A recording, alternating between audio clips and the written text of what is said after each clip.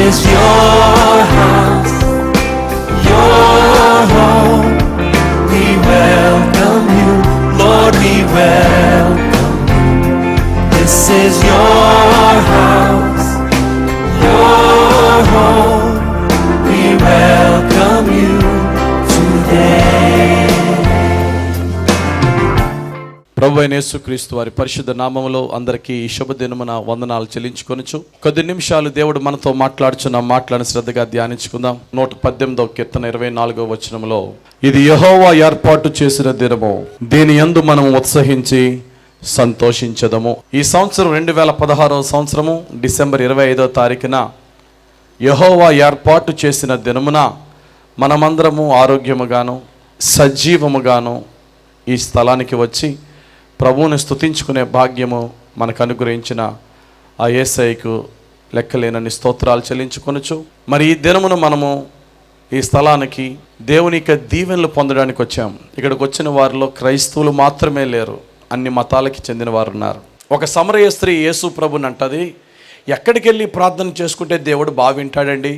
ఆయన ఆలయంలోకి వెళ్ళి ప్రార్థన చేసుకుంటేనా, లేక యెరూషలేము కొండ మీద ప్రార్థన చేసుకుంటే దేవుడు బాగా వింటాడా అంటే, ఆయన ఆరాధించడం అంటే ఆయన ఆలయంలోనో కొండెక్కో కాదమ్మా, ఆత్మతో సత్యముతో ఆరాధిస్తే దేవుడు వింటాడు. ఇద్దరు లేక ముగ్గురు కలిసి నా నామంలో ఏకీభవిస్తే నా ప్రెజెన్స్ మీ మధ్యకి వస్తుంది అన్నాడు. ఈ రోజున కొన్ని కోట్ల మంది ప్రపంచంలో ఆల్మోస్ట్ అన్ని దేశాల్లో కూడా ఏకీభవించి ప్రార్థనలు చేస్తున్న దినము మనము కూడా ప్రార్థన చేయడానికి ఏకీభవించడానికి దేవుడు మనకు అవకాశం ఇచ్చాడు. ఆ యేసు ప్రభు భూమి మీదకి వచ్చిన ఆయన జన్మను జ్ఞాపకం చేసుకుంటున్నాం. కొంతమంది అనుకోవచ్చు, నిజంగా డిసెంబర్ 25వ తారీఖునే పుట్టాడా అండి అంటే, నేను ఇంతకు ముందు కూడా చాలాసార్లు చెప్పాను, యేసు ప్రభు డిసెంబర్ 25వ తారీఖునే పుట్టాడని బైబిల్లో ఎక్కడా లేదు. కానీ ఆ మొదటి శతాబ్దంలో కొంతమంది బైబిల్ పండితులు, హైపోలెటస్ అనే వ్యక్తి, జాన్ క్రిసోస్టమ్ అనే వ్యక్తి, సిరిల్ ఆఫ్ జెరూషలేం అనే వ్యక్తి బైబిల్ మీద వారు రీసెర్చ్ చేసి యేసుక్రీస్తు బైబిల్ ప్రకారంగా లూకాసు వార్త 2వ అధ్యాయం 1వ వచనములో ప్రజలందరికీ ప్రజాసంఖ్య రాయవలనని కైసరు ఆగుస్తు వలన ఆజ్ఞ ఆయన అనే వచనాన్ని తీసుకుని సిరిల్ ఆఫ్ జెరూషలేం అనే థియాలజీని ఏం చేశాడంటే రీసెర్చ్ చేసి మొదటి శతాబ్దంలో రోమా చక్రవర్తి అయినటువంటి సీజర్ అగస్టస్ ఆయన కాలంలో జరిగిన సెన్సస్ను తీసి యేసు ప్రభు పుట్టినప్పుడు ప్రజాసంఖ్య రాయబడింది. అదే కాలంలోనే మరియా యోసేపుల పేర్లు ప్రజాసంఖ్యలో లెక్కింపబడ్డాయి. కాబట్టి యేసు ప్రభు డిసెంబర్ 25వ తారీఖునే పుట్టి ఉన్నాడని చాలా స్పష్టంగా సిరిల్ ఆఫ్ జెరూషలేం చెప్పారు. అయితే గమనించండి, ఆయన అదే రోజున పుట్టుండొచ్చు, పుట్టుండకపోవచ్చు. యేసు ప్రభు బెత్లెహేంలో పుట్టాడని, ఆయన పుట్టినప్పుడు పశువుల తొట్టిలో పరుండబెట్టారని, యేసు ప్రభుని ఎలాగా ఆ యొక్క గుడ్డలతో ర్యాప్ చేసి పెట్టారు, ఇవన్నీ బైబిల్లో రాయబడి ఉంది. కానీ డేట్ ఎప్పుడో మాత్రం బైబిల్లో మెన్షన్ చేయబడలేదు. కనుకనే డిసెంబర్ కాలం అంతా కూడా క్రిస్మస్ పండుగలు గ్రాండ్గా చేస్తున్నాం. గమనించండి ప్రియులారా, అది ఏ రోజో కాదు, కానీ మనమందరము కలిసి ఆరాధించే రోజున ప్రభు చెప్తున్నాడు, ఇదే ఆ రోజు, ఇది యెహోవా ఏర్పాటు చేసిన దినము, దీని యందు మనము ఉత్సహించి సంతోషించదము. ఎందుకు ఉత్సహించాలి, ఎందుకు సంతోషించాలి? ఆయన వచ్చి ఏం చేసాడని మనం సంతోషించాలి. యేసు ప్రభు పరలోకము విడిచి భూలోకానికి వచ్చి ఏం చేసాడని సంతోషించాలంటే, మనందరికీ తెలుసు యేసు ప్రభు చేసినది, మన పాపముల కొరకు శిలువ మరణం ఆయన అనుభవించాడు, నశించిపోతున్న దాన్ని వెతికి రక్షించడానికి లోకరక్షకుడు వచ్చాడు. ఇవన్నీ మనకు తెలుసు. అయితే ఈ క్రిస్మస్ సందర్భంగా ఒక వస్తువు రూపంలో యేసు ప్రభుని చూపించాలనుకుంటున్నాను. ఆ వస్తువే ఒక నిచ్చెన. Jesus is the ladder. యేసు ప్రభు ఒక నిచ్చెనగా ఈ భూమి మీదకి వచ్చాడు. దేనికి నిచ్చెన అంటే, నింగికి నేలకి నిచ్చెనగా నీతిశూరుడి భూమి మీదకి దిగి వచ్చాడు. ఎందుకండి ఆ నిచ్చెన? ఎలా చెప్తున్నారు యేసు ప్రభు నిచ్చెన కానీ అని మీరు అనుకోవచ్చు. బైబిల్లో మనం చూసినట్లయితే ఆది కాండం అంటే బైబిల్లో మొట్టమొదటి పుస్తకం. కొన్ని వేల సంవత్సరాల క్రితం ఒక భక్తుడున్నాడు, ఆయన పేరు యాకోబు. యాకోబుకి తన అన్న యాసావుకి గొడవ అయింది. తన అన్న దీవెనలు తండ్రి దగ్గర నుంచి అన్న పేరు చెప్పి దీవెనలు దొంగిలించినప్పుడు అన్న కోపగించి బహుగా మోసం చేశాడు, వీడిని చంపాలనే ఉద్దేశంతో తరుముతున్నప్పుడు యాకోబు పారిపోయాడు. యాకోబు బేర్షెబా నుండి హారానికి వెళ్ళిపోతున్నాడు. ఆ దారిలో చాలా అలసిపోయాడు. అలసిపోయిన యాకోబు ఏం చేశాడంటే లూజు అనే పట్టణం వచ్చినప్పుడు ఇంకా అన్నప్పుడు అప్పుడే వచ్చేలా లేడని చెప్పి నేను చాలా టైర్డ్ అయిపోయినని చెప్పి ఒక రాయిని తెచ్చుకుని తలగడ కింద పెట్టుకుని పడుకున్నాడు. ఎప్పుడైతే పడుకున్నాడో ఒక దర్శనం యాకోబుకి దేవుడిచ్చాడు. ఆ దర్శనములో యాకోబు ఏం చేశాడట, పెద్ద నిచ్చెను చూశాడట. చదువుదామా, ఆదికాండము 28వ అధ్యాయం 12వ వచనం. అప్పుడు అతడు ఒక కల కనెను, అందులో ఒక నిచ్చెన భూమి మీద నిలుపబడి ఉండెను, దాని కొన ఆకాశమునంటెను, దాని మీద దేవుని దూతలు ఎక్కుచూ దిగుచూ నుండిరి. ప్రయాణంలో ఉన్న యాకోబుకు ఒక కల వచ్చింది. పడుకున్నప్పుడు ఒక నిచ్చెన ఉందట, ఒక కొన భూమి మీద, ఒక కొన ఆకాశంలోనూ ఉందట. ఈ నిచ్చెన మీద నుంచి ఏంజల్స్ ఎక్కుతూ దిగుతూ, ఏంజల్స్ అసెండింగ్ అండ్ డిసెండింగ్ అనమాట. ఏంటి, ఆకాశం నుంచి భూమి మీదకి. దేని ద్వారా? నిచ్చెన ద్వారా. ఈ కళ వచ్చింది. ఏంటబ్బా ఈ కళ అని వెంటనే లెగిసి ఇదేదో దేవుని సన్నిధిలా ఉంది అని చెప్పి ఆ లూజు పట్టణానికి బేతేల్, పరలోకపు గవిని అని చెప్పి దానికి ఆ బేతేల్ అని పేరు పెట్టాడు. అయిపోయింది. తన జీవితంలో మరలా నిచ్చెన చూడలేదు, తన జీవితంలో మరలా దేవదూతలను చూడలేదు. అది ఏంటబ్బా అంటే దేవుడు చెప్పాడు, నేను నిన్ను ఆశీర్వదించబోతున్నాను. ఈస్ట్ వెస్ట్ నార్త్ సౌత్ అన్ని డైరెక్షన్స్లో నీ బిడలు వర్ధిల్లుతారు, విస్తరింప చేయబడతారు అని దేవుడు బ్లెస్సింగ్ ఇచ్చాడు. అయిపోయింది. నిచ్చెన ఏంటి, దేవదూతలు ఎక్కి దిగడం ఏంటి, ఇది ఎప్పుడు మేనిఫెస్ట్ అవుతుంది, అది ఎప్పుడు కార్యరూపం అవుతుంది అనేది ఒక క్వశ్చన్గానే మిగిలిపోయింది. అయితే ఆదికాండములు అయిపోయిన యాకోబు మరలా క్రొత్త నిబంధనలోకి వచ్చిన తర్వాత, యేసు ప్రభు కాలానికి వచ్చిన తర్వాత యేసు ప్రభు ఇదే మాటను చెప్తున్నాడు. యోహాను సువార్త 1వ అధ్యాయము 51వ వచనం. మరియు ఆయన, మీరు ఆకాశము తెరవబడుటయు దేవుని దూతలు మనుష్య కుమారునికి పైగా ఎక్కుటయును దిగుటయును చూతురని మీతో నిశ్చయముగా చెప్పుచున్నానని. ఇక్కడ చాలా గమనిద్దాం. Let us compare these 2 verses. ఒకటి ఆదికాండం 28:12, 2 యోహాను సువార్త 1వ అధ్యాయము 51వ వచనం. యాకోబుకి వచ్చిన కళ ఏంటంటే నిచ్చెన ఉంది, దేవుని దూతలు ఎక్కుతూ దిగుతున్నారు. యేసు ప్రభు చెప్పిన మాట ఏంటంటే, మీరు ఇంకా రాబోయే కాలం చూడబోతున్నారు, మనిషి కుమారుని మీద అంటే యేసయ్య మీద దేవదూతలు ఎక్కుతూ దిగుతూ ఉన్నారు. ఇప్పుడు రెండట్లని కంపేర్ చేస్తే దేవదూతలు ఎక్కడం దిగడం జరుగుతుంది, ఇక్కడ కూడా ఎక్కడం దిగడం జరుగుతుంది. కాకపోతే ఇక్కడ ఏమన్నా నిచ్చెన, ఇక్కడ యేసు ప్రభు. అంటే ఇప్పుడు చెప్పండి, who is that ladder? Jesus is that ladder. యేసు ప్రభు ఒక నిచ్చెనగా హెవెన్కి ఎర్త్కి ఉంటూ హెవెన్ నుంచి వస్తున్న ఏంజల్స్ని భూమి మీదకి, భూమి నుండి పైకి పంపిస్తూ ఉన్నాడట. ఏంజలిక్ మినిస్ట్రీ ప్రారంభమైందట. ఏం చేస్తాయండి angels? Angels are the ministerial spirits అంటాడు, పరిచర్య చేసే ఆత్మలు అంటారు. ఈ ఏంజల్స్ యొక్క పని ఏంటి? ఈ ఏంజల్స్ వచ్చి పరలోకము నుండి భూమి మీదకి, భూమి నుండి పరలోకానికి ఏం తీసుకువెళ్తున్నాయంటే వాళ్ళ సమాచారం. మెసెంజర్ ఏంజల్స్ అంటే ఉదాహరణకి మరియమ్మ దగ్గరికి వచ్చి దయాప్రాప్తురాలా నీకు శుభమని చెప్పాడు. అలాగే గాబ్రియేలు దూత గొర్రెల కాపరుల దగ్గరికి వెళ్ళి రక్షకుడు పుట్టాడు అని చెప్పాడు, యోసేపుతో మాట్లాడాడు. ఇలాగా దేవదూతల పరిచర్య ప్రారంభమునకు దేవుడు ఒక మార్గాన్ని కలుగు చేశాడు. అయితే గమనించండి, నింగికి నేలకి నిచ్చెన, ఆ నిచ్చెన్ని ఇంగ్లీష్లో ఏమన్నాడు? ల్యాడర్ అన్నాడు. అదే మాట పాత నిబంధన గ్రంథంలో హెబ్రీ భాషలో సులాం, SULLAM అనే మాటను యూజ్ చేశాడు. ఈ సులాం అనే మాటకి అర్థం ఏంటంటే connection between God and man. Who is that connection? Is ladder is that connection. Who is that ladder? Jesus is that ladder. So Jesus came to this world to have the connection between God and man. యేసు ప్రభు ఈ భూమి మీదకు పోయి పరలోకానికి భూమికి నిచ్చెన మాత్రమే కాదు, ఆ పరలోకములో ఉన్న తండ్రితో ఈ మనిషిని కలపడానికి ఒక నిచ్చెనగా వచ్చాడు. ఈ నిచ్చెనగా వచ్చిన యేసు ప్రభు చేసిన పనేంటట? ఏ మనిషి అయితే పాపము చేసి దేవునికి దూరమైపోయాడో, దూరమైపోయిన ఈ మనిషిని కలపడానికి అంటాడు భక్తుడు అపోస్తుడైన పౌలు రోమా సంఘానికి రాసిన పత్రిక 5వ అధ్యాయం 1వ వచనం చదవండి. కాబట్టి విశ్వాస మూలమున మనము నీతిమంతులముగా తీర్చబడి మన ప్రభువైన యేసుక్రీస్తు ద్వారా దేవునితో సమాధానము కలిగి ఉందము. హెవెన్ కి ఎర్త్ కి ఉన్న కనెక్షన్ మనిషి పాపము చేయడం వల్ల, దేవునికి దూరం అయిపోవడం వల్ల ఈ కనెక్షన్ డిస్కనెక్ట్ అయిపోయింది. ఈ డిస్కనెక్ట్ అయిపోయిన కనెక్షన్ని యేసు ప్రభు వచ్చి మరలా కలిపాడు. మరలా ఈ మనిషి దేవుని దగ్గరికి వెళ్ళటానికి ఒక మార్గాన్ని ఇచ్చాడు.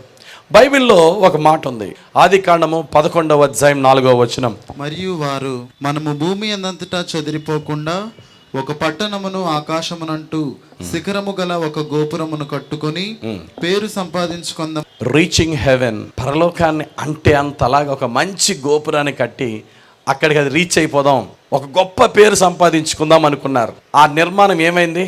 మధ్యలోనే దేవుడు కూల్చేశాడు. అది వారు చేద్దాం అనుకున్న పని వారు చేయలేకపోయారు. కానీ యేసు ప్రభువే ఒక నిచ్చెనగా వచ్చాడు. ఆ నిచ్చెన ఎన్నటికీ కూడా కూలిపోదాం. అంటే ఇక్కడ తెలుసుకోవాల్సిన అంతరార్థం ఏంటంటే, దేవుణ్ణి మనం రీచ్ అవ్వాలంటే మన స్వయం కృషి వల్ల రీచ్ అవ్వలేమో, ఆయన కృప వల్ల మాత్రమే రీచ్ అవ్వగలం. ఆయనే ఒక నిచ్చెనగా మారితే మనల్ని ఆయన పైకి లేపగలడు. కానీ నీదేం అక్కర్లేదు, నీ నిచ్చెనతో పని లేదు, నేనే నా నీతి క్రియలనే బిల్డింగ్ ద్వారా నేను రీచ్ అవ్వగలనంటే అది అసాధ్యమో. నిచ్చెన మనకి ఏమి యూజ్ ఉంటుంది అనేది 2 ఉపయోగాలు మాత్రమే ఈరోజు మనం ధ్యానించుకుందాం. What is the use of a ladder? యేసు ప్రభు మనకి మొట్టమొదటగా లీడర్గా వచ్చాడు, అంటే నాయకుడిగా వచ్చాడు. నాయకుడు అంటే, లీడర్ అంటే నేను పరిచర్య చేయించుకోవడానికి రాలేదు, పరిచర్య చేయడానికి వచ్చాను. నేను మీ అందరికీ పెద్దగా ఉంటున్నాను అంటే మీతో పరిచర్య చేయించుకోవడానికి కాదు, మీరందరూ కాళ్ళు చాపండి అని చెప్పి 12 మంది శిష్యుల కాళ్ళు కడిగేశాడు ఆయన. మీలో పెద్ద అయిన వాడు, మీలో నాయకుడైన వాడు పరిచారకుడై ఉండాలి అనే సత్యాన్ని ప్రపంచానికి చెప్పాడు యేసు ప్రభు. కాబట్టి లీడర్ అన్నవాడు ఒక లీడర్గా ఉండాలన్నాడు. ముందు లీడర్ ఏం చేస్తుంది అని మనం చూస్తే 2 పనులు చేస్తుంది. ఏంటి ఆ 2 పనులు అంటే, పైనున్న వాళ్ళని క్రిందకి తీసుకొస్తుంది, క్రిందున్న వాళ్ళని పైకి తీసుకువెళ్తుంది. పైనున్న వాళ్ళు ఎవరు, క్రిందున్న వారు ఎవరు అంటే, పైన హెవెన్లో దేవుని సముఖములో ఉన్నది గాడ్స్ ఏంజల్స్, దేవదూతలు క్రిందకు వస్తారు. మరి క్రిందున్న వారు ఎవరు అంటే, మనుషులమైన మనల్ని హెవెన్కి తీసుకువెళ్ళటానికి యేసు ప్రభు ఒక లీడర్గా ఉన్నాడు. మనం పరలోక ప్రార్థన చేసుకుంటూ ఉంటాం. ఆ యొక్క పరలోక ప్రార్థనలో, పరలోకమందున్న మా తండ్రి, నీ నామము పరిశుద్ధపరచబడునుగాక అంటూ నీ రాజ్యం వచ్చునుగాక. దేవుని రాజ్యము మనుషుల మధ్యకు రావడం అంటే ఏంటి? దేవుడు తన యొక్క ప్రియ కుమారుడైన యేసు ప్రభుని క్రిస్మస్ పండుగలో మనం ఆయన జన్మని మనం సెలబ్రేట్ చేసుకుంటున్నాం కదా. ఆయన పుట్టుక ద్వారా దేవుని రాజ్యము ఈ భూమి మీద రావడానికి ఒక నిచ్చెనేసాడు. ఆ నిచ్చెన వేసి ఈ భూమి మీదకి ఆయన ద్వారా ప్రారంభమైంది దేవుని రాజ్యం. గమనించండి, యేసు ప్రభు ద్వారా ప్రారంభమైన దేవుని రాజ్యము ప్రపంచమంతా విస్తరిస్తున్నది. దేవుని రాజ్యం ఎప్పుడు వస్తుందండి అని యేసు ప్రభుని కొంతమంది పరిసయ్యులు అడిగారు. అప్పుడు యేసు ప్రభు లూకాసు వార్త 17వ అధ్యాయము 20వ వచనంలో, దేవుని రాజ్యం ఎప్పుడు వచ్చునని పరిసయ్యులు ఆయనను అడిగినప్పుడు ఆయన, దేవుని రాజ్యము ప్రత్యక్షముగా రాదు, ఎందుకనగా ఇదిగో దేవుని రాజ్యము మీ మధ్యనే ఉన్నది గనుక ఇదిగో ఇక్కడనని అదిగో అక్కడనని చెప్ప వీలు పడదని వారికి ఉత్తరం ఇచ్చెను. మీ మధ్యన దేవుని రాజ్యాన్ని పెట్టుకుని ఇక్కడ ఉంది అక్కడ ఉందని చెప్పడం వీలు పడదు. ఆయనతో ప్రారంభమైంది దేవుని రాజ్యము. ఆ రాజ్యము ప్రపంచమంతా విస్తరిస్తున్నది. ఏమండి, అసలు అర్థం అవ్వట్లేదండి. అమెరికా దేశపు రాజ్యము లేక బ్రిటిష్ రాజ్యం అంటే తెలుస్తుంది, కానీ దేవుని రాజ్యం అంటే ఎలాగుంటుందండి అంటే దానికి ఒక ఎక్స్ప్లెనేషన్ ఇచ్చాడు. రోమిలికి రాసిన పత్రిక 14వ అధ్యాయం 17వ వచనం, దేవుని రాజ్యము భోజనమును పానమును కాదు గాని నీతియు సమాధానమును పరిశుద్ధాత్మ యందలి ఆనందమునై ఉన్నది. ఈ ప్రపంచంలో అనేక రాజ్యాలు ఉన్నాయి. ఆ అనేక రాజ్యాల్లో యేసుక్రీస్తు రాజ్యం ఎలాగుంటుందండి అంటే, దేవుని రాజ్యము మనకు కంటికి కనబడేది కాదయ్యా, అది మనిషి హృదయములో ప్రారంభమయ్యేది. ఆ మనిషి హృదయంలో ఎలా ఉంటుంది అంటే 3 వల్ల ఉంటుంది. 1 నీతి, 2 సమాధానము, 3 పరిశుద్ధాత్మ యందలి ఆనందము.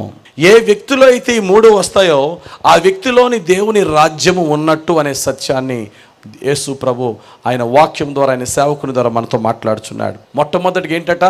నీతి. పాత నిబంధన గ్రంథంలో చూస్తే ఆమోసు గ్రంథము 5వ అధ్యాయము 21వ వచనం, మీ పండుగ దినములను నేను అసహించుకొనుచున్నాను. ఇక్కడ ఉన్న వాళ్ళం అందరూ క్రిస్మస్ పండుగ చేసుకుంటున్నాం. పొరపాటుని దేవుడి నుంచి ఇటువంటి స్టేట్మెంట్ వస్తుందేమో చూడండి. మీ పండుగ దినములను నేను అసహించుకోండి. ఎందుకో తెలుసా? మంచి మ్యూజిక్, మంచి పాటలే, కానీ 2 కొదువైందయా. నా రాజ్యం అంటే ఏమంటున్నాను? 3 నీతి, సమాధానము, పరిశుద్ధాత్మలో ఆనందం.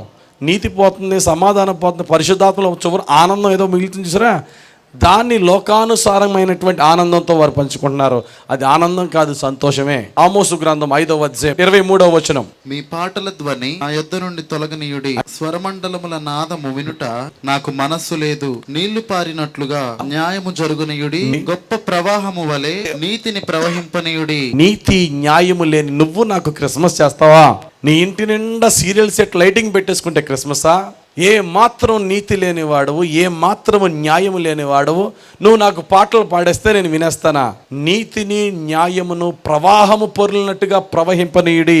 That is my kingdom. పేదోడికి ఒకలాగా, గొప్పోడికి ఒకలాగా కాదు. నీతి న్యాయములు ఎక్కడున్నాయో అది యేసు ప్రభు ద్వారా ప్రారంభమైన రాజ్యం. నీతిగా బ్రతకవయ్యా అని ప్రపంచానికి ఆయన నీతిగా జీవించి చూపించి బోధించాడు. ప్రియమైన దేవుని సంగమా, ఈరోజు క్రిస్మస్ సందర్భంగా ప్రభు అంటున్నాడు, నువ్వు ఎన్నన్నా డెకరేషన్ చేసుకో, నీ హృదయాన్ని డెకరేట్ చేయకపోతే నీ హృదయంలోంచి వచ్చే స్థుతిలో నేను అంగీకరించను. నీతి కావాలా? రెండోది ఏంటి? సమాధానము కావాలా?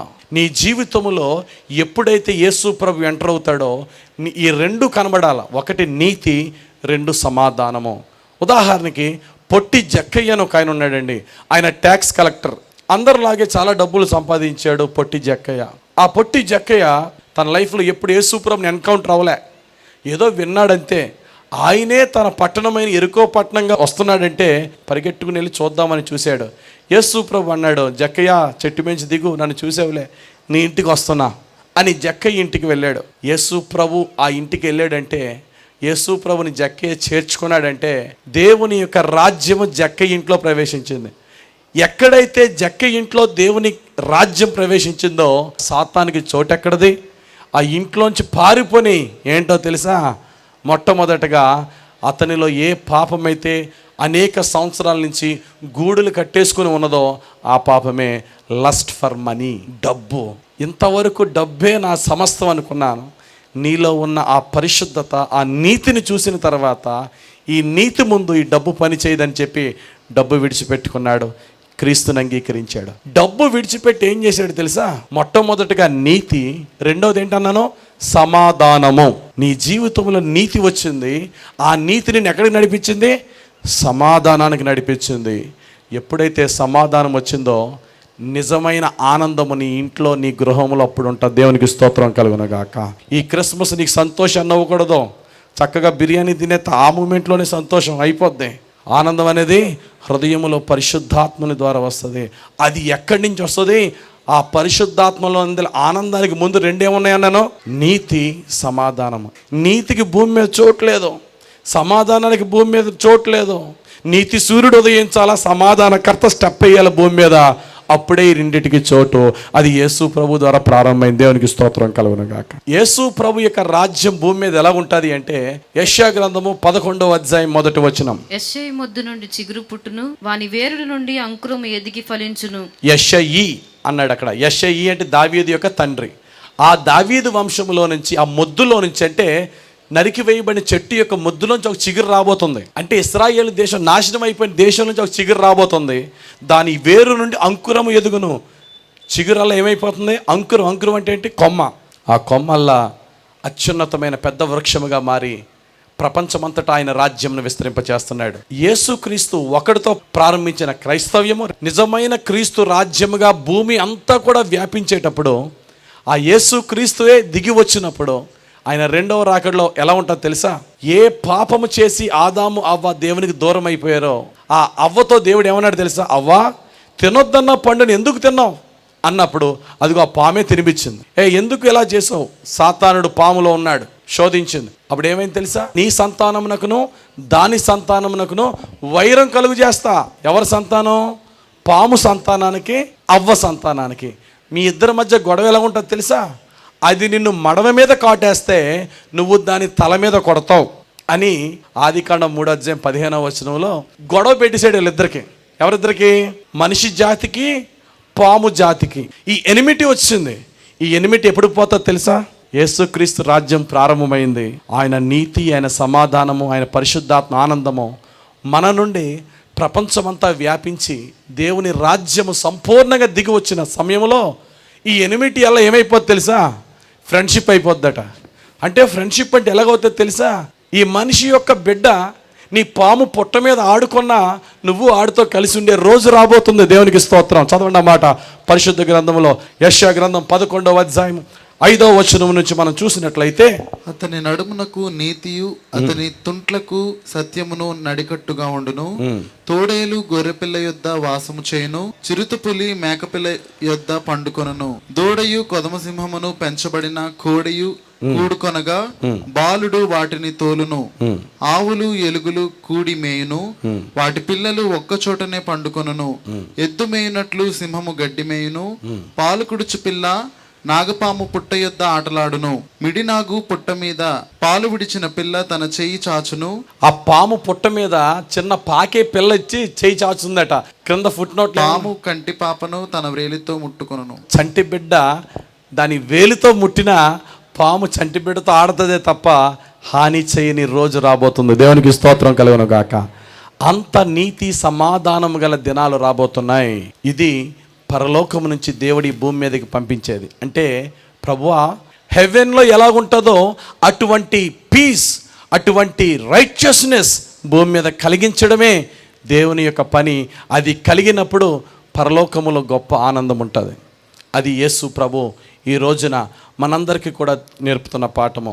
ప్రియులారా, క్రిస్మస్ దినమున ప్రభు చెప్తున్నాడు, నువ్వెంత గ్రాండ్గా క్రిస్మస్ చేసావు అనేది క్వశ్చన్ కాదు. ఆ యొక్క క్రిస్మస్ ద్వారా ప్రభు వచ్చింది, ఆయన చిత్తము నీ జీవితంలో నా జీవితంలో నెరవేరుతున్నదా, ఆయన రాజ్యము నీ హృదయంలోనికి వచ్చిందా, అటువంటి నీతి, అటువంటి సమాధానము గల జీవితము, అటువంటి పరిశుద్ధాత్మలో పరిస్థితులకు అతీతమైన దేవుని మీద నిరీక్షణ గల ఆనందము మనలో ఉందా? అది మనం ప్రశ్నించుకోవాలా.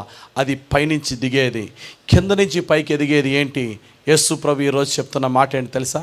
ఆయన పరలోకానికి వెళ్ళిపోయే ముందు ఆయన శిష్యులందరికీ చెప్పిన మాట అదే, మీరు సర్వలోకానికి వెళ్ళండి, సర్వ సృష్టికి నా వాక్యాన్ని తెలపండి, చీకటిలో ఉన్నవారు కూడా వెలిగించాలి. మీరు అందరూ ఎలా ఉండాలంటే మిద్ది మీద పెట్టిన దీపంలాగా ఉండాలి. మిద్ది మీద పెట్టిన దీపము అనేకులకు ఎలా వెలిగిస్తుందో మీరు ఈ లోకమునకు వెలుగై ఉండాలి. మీ మాటలు పువ్వులే సారవంతంగా ఉండాలి. మీ మాటలు వినేవారు ఆశీర్వదింపబడాలి. మీ ద్వారా అనేకులు లేపబడాలి. ఉచితంగా మీరు పొందారు, ఉచితంగా సేవ చేయండి అని చెప్పి యేసు ప్రభు తన శిష్యులకు చెప్తున్న మాట. ప్రియులారా, ఈ క్రిస్మస్ దినంలో మనం చూసినట్లయితే మరియమ్మ యోసేపు జీవితంలో మనం చూస్తే, మరియమ్మ యోసేపు వృద్ధ దంపతులు కాదు, వాళ్ళ ప్రైమ్ యూత్లో ఉన్నారు. క్రిస్మస్ అంటే ఈ యవనస్తుల మధ్య జరిగిన మాత్రమే స్టోరీ. అయితే what is the role of elderly people in the Christmas? నువ్వు ఒక ఎల్డర్గా ఉండాలంటే నువ్వు ఒక లీడర్గా ఉండాలా. నువ్వు సంఘానికి పెద్దవైతే, నువ్వు ఇంటికి పెద్దవైతే, నువ్వు ఒక నిచ్చెనగా దేవుడు నిన్ను హెచ్చిస్తే నీ నెక్స్ట్ కర్తవ్యం ఏంటంటే క్రింద ఉన్న వాడిని నువ్వు లేపుతున్నావా? నీ నెక్స్ట్ జనరేషన్కి అన్నను చూసి నేర్చుకోవాలరా, ఆ అక్కలా ఫాలో అవ్వాలరా అనే లెగసీ నువ్వు ఇవ్వగలుగుతున్నావా? That is the most important. యేసు ప్రభు తండ్రి కుడి పార్శ్వంలో కూర్చుండుట విడవరాని భాగ్యమని ఎంచలేదు. హెవెన్లో గాడ్గా ఉండుట గొప్ప భాగ్యమని ఎంచక దాసుని రూపంలో మారి శిలువ మరణము పొందునంతగా తగ్గించుకున్నాడు. ఎందుకో తెలుసా? ఆయన దిగింది మనల్ని పైకి లేపడానికి. ఆయన తన శిష్యులను లేపాడు, బలపరిచాడు. మీరు సర్వలోకాన్ని లేపండి, పైకి లేపండి. పాపమనే ఊబులోంచి పైకి లేపండి, ఈ లోకాశల్లోంచి పైకి లేపండి. వాళ్ళని నాతో పాటుగా నిత్య రాజ్యంలోనికి తీసుకువెళ్ళాలి. మరియమ్మ దగ్గరికి వచ్చి దేవుని దేవదూత చెప్పాడు, దయాప్రాప్తురాలా, నీకు శుభమమ్మా, నువ్వు గర్భం ధరించబోతున్నావు అన్నాడు. దేవదూత ఎప్పుడైతే చెప్పాడో మరియమ్మ ఏమన్నదంటే, నేను అసలు పురుషుణ్ణే ఎరగని దాన్ని, ఇది నాకు ఎలా సాధ్యమయ్యా అంటే, పరిశుద్ధాత్మ ద్వారా నువ్వు గర్భం ధరిస్తావు అన్నాడు. నువ్వు గర్భం ధరిస్తున్నావు అంటే అర్థం ఏంటంటే, ఆ రోజుల్లో పెళ్ళి కాని ఒక అమ్మాయి గర్భం ధరించిందంటే ఇమ్మీడియట్గా డెత్ పనిష్మెంట్ ఏంటి? రాళ్లతో కొట్టి చంపేయడమే యూదుల ఆచార ప్రకారంగా. గర్భం ధరిస్తున్నావు అంటే నెక్స్ట్ ఏంటంటే రాళ్లతో కొట్టి చంపబడేంత పరిస్థితికి నువ్వు వెళ్ళబోతున్నావు. మరి దానికి సిద్ధమేనా అంటే నీ చిత్తము నెరవేరుగాక అంటది. నేను అంటాను, ఈ రోజున దేవుడు ఆయన దర్శనం ఇచ్చి ఆయన కార్యం చేయమన్నాడంటే మనల్ని నాశనం చేయడానికి ఏదో ఒక ఉద్దేశం ఉంటుంది. భక్తురాలైనటువంటి ఈ యొక్క మరియమ్మని నువ్వు గర్భం ధరించు, నువ్వు ఎస్ అని చాలు. ఆమె ఎస్ అంది కాబట్టి దేవుడు ఫార్వర్డ్ అయ్యాడు, నో అంటాడు ఫార్వర్డ్ అవ్వడు. అయితే ఒక కన్ఫర్మేషన్ కావాలి కదా. జకర్యా భార్య అయిన ఎలిజబెత్ దగ్గరికి వెళ్ళావు. ఈ మరియా జకర్యా భార్య అయినటువంటి ఎలిజబెత్ దగ్గరికి వెళ్ళింది. అప్పటికే ఎలిజబెత్ 6వ నెల గర్భం చూసినప్పుడు ఎలిజబెత్ అంటది, అమ్మా నా ప్రభువుని మోసుకొచ్చిన నీ యొక్క స్వరము విని నా గర్భములో నా శిశువు గంతులు వేశాను. ఈ రాత్రి దేవుడు చెప్పే మాట ఏంటి తెలుసా? ఎంత పవిత్రురాలైనా, ఎంత ఆత్మీయురాలైనా మరియా, ఆమెలో ఉన్న విశ్వాసమును బలపరచడానికి దేవుడు ఎవరిని ఎన్నుకున్నాడో? ఒక ఎల్డర్లీ ఉమెన్ ఎన్నుకున్నాడు. వృద్ధులకు, పెద్దలకు, తండ్రులకు, భర్తలకు, సంఘానికి నాయకులకు, డీకన్లకు దేవుడు చెప్పే మాట ఏంటి తెలుసా? నువ్వు ఒక ఎల్డర్గా ఉంటే నీ రోల్ ఏంటో తెలుసా? ఈ క్రిస్మస్లో ఎలిజబెత్, జకరియా, సిమియోను. క్రిస్మస్లో ఈ ముగ్గురు వృద్ధుల్ని మనం చూడొచ్చు. దేవుని యొక్క వాగ్దాన ప్రకారంగా గర్భము ధరించినప్పుడు ఎలిజబెత్, ఆమెను చూసి మరియమ్మలో విశ్వాసము బలం పడింది. అలాగే సిమియోను వృద్ధుడు, బహువృద్ధుడు, యేసు ప్రభుని చూసి యేసు ప్రభుని చేతిలో చేర్చుకుని ప్రభుని స్తుతించినప్పుడు ఏమీ తెలియని మరియమ్మకి, యోసేపుకి ఎప్పుడైతే ఈ సిమియోను ఈ మాటలు చెప్పాడో వారి హృదయంలో నిరీక్షణ, వారి హృదయంలో విశ్వాసము బలపడింది. ఈ రోజుని మనం అందరం ఎలా ఉండాలి అంటే, మన తోటి యవనస్తులకు కానీ, మన నెక్స్ట్ జనరేషన్కి కానీ, మన తోటి ప్రజలకు కానీ మనం ఎలా ఉండాలంటే ఒక లీడర్గా ఉండాలా. క్రిస్మస్ రోజుని ప్రభు చెప్తున్న మాట అదే. నీవు దేవునిలో మండుచూ ఉంటే అనేకులను నువ్వు మండించు. భక్తుడైనటువంటి బాప్తీసమిచ్చు యోహానుకి ఇచ్చిన టైటిల్ ఏంటి? నిత్యము మండుచు ప్రకాశించే దీపమట. మన జీవితంలో మనం అలా ఉండగలుగుతున్నామా? ఈరోజు ప్రభు చెప్తున్నాడు, నీ మాటలో మరొకని జీవితంలో ఫలములు కలిగించే విధముగా నీ మాటలు ఉన్నాయా? సారవంతమైన మాటలు ఉన్నాయా? ఈరోజు దేవుడు చెప్తున్నాడు, నీ మాటలు ఎదుటివాడిని డిస్కరేజ్ చేసే మాటల, ఎంకరేజ్ చేసే మాటల. నెహెమ్యా యెరూషలేము దేవాలయం చుట్టూరు పెద్ద ప్రహరీ గోడ కడుతున్నాడు. ఎంతో డిస్కరేజింగ్ ఉన్న సంఘాన్ని ఎంతగానో ఉజ్జీవపరిచి కడుతున్నాడు.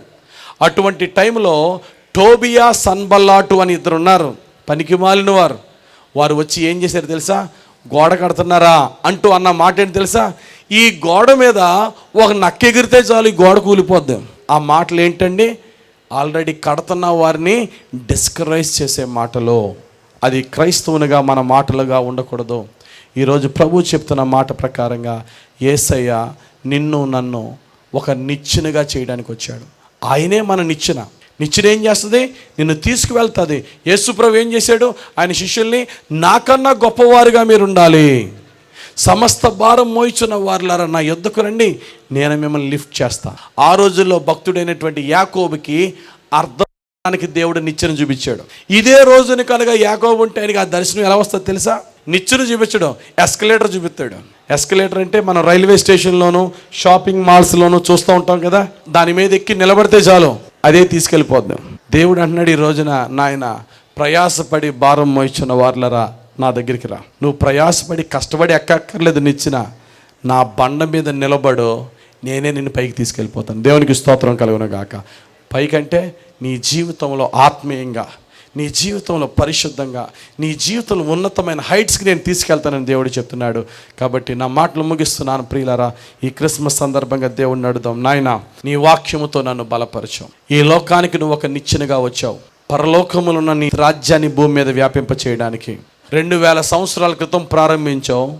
ఈ భారతదేశంలో మా కుటుంబాల వరకు కూడా చేర్చావు. దీన్ని మేము కూడా అనేకులను, క్రైస్తవ్యం అంటే ఒక మతం కాదు కానీ నీతి, సమాధానము, పరిశుద్ధాత్మలో ఆనందించి ఒక మంచి మార్గం అనే సత్యాన్ని మేము తెలుసుకొని ఏ ప్రాంతాలకు చెందిన వారినైనా నీ బాటలో నడిపించే నీ నిచ్చెనలుగా మమ్మల్ని మార్చండి ప్రభు అని దేవుడిని అడుగుదాం. దేవుడు ఖచ్చితంగా సాక్షిగా చీకటిలో ఉన్న ప్రతి హృదయాన్ని ఆయన పరిశుద్ధాత్మతో వెలిగించాలని, మన జీవితాలని ఆయన యొక్క రక్షణానందముతో నింపాలని ప్రతి ఒక్కరూ కూడా ఒక్క నిమిషం కళ్ళు మూసుకొని, నాయనా ఈ సత్యాన్ని నేను తెలుసుకున్నాను, నన్ను లేపు ప్రభువా, నేను పైకి లేవలేని స్థితిలో ఉన్నా, పాపములో, పాపపు ఊబిలో, పాపపు కోపములో కూరుకుపోయి ఉన్నా, నన్ను లేపు ప్రభువా, నాకు నీ యొక్క లిఫ్ట్ కావాలి, నాకు నీ వెలుగు కావాలి, నాకు నీ రక్షణ కావాలి, నన్ను లేపు నాయనా అని ప్రార్థన చేద్దాం. నీవు మాకు ఒక నిచ్చెనగా వచ్చావు ఈ లోకానికి, మా జీవితాన్ని పైకి లేపడానికి వచ్చావు. ఎవరమైతే ఈ లోక సంబంధమైన బలహీనతల్లో పడిపోయామో, రకరకాల వ్యభిచారపు శోధనలలో పడిపోతున్నామో, సమాధానాన్ని వెతికి వెంటాడకుండా గొడవలకి వైలెన్స్కి పోతున్నామో, మా అందరికీ నీ రాజ్యం అంటే అది కాదని, నీతిగా జీవించే మార్గమని, సమాధానము కొరకు ప్రాకులాడే జీవితమని, పరిస్థితులకు అతీతముగా నీ పరిశుద్ధాత్మలో ఆనందించే జీవితమని నువ్వు మాకు నేర్పినావు. వాక్యాన్ని బట్టి వందనాలు. పరిశుద్ధాత్ముడా మా మధ్యకు వచ్చి మమ్మను బలపరిచి దీవించండి. వాక్యం విన్న ప్రతి ఒక్కరిలోనూ నీ కార్యం నెరవేర్చండి. నా తెలివి కాదు, నా జ్ఞానము కాదు, నీ పరిశుద్ధాత్మతో నీ కృపతో ఈ కార్యము జరిపించి మీరే మహిమను పొందుకోమని, వాక్యం విన్న ప్రతి ఒక్కరిలో వారి కుటుంబాలలో నీ పరిశుద్ధాత్మ రక్షణ కార్యము జరిపించి వారిని దీవించమని యేసు నామములో ప్రార్థించి వేడుకొనుచున్నాము తండ్రి. ఆమేన్. God bless you.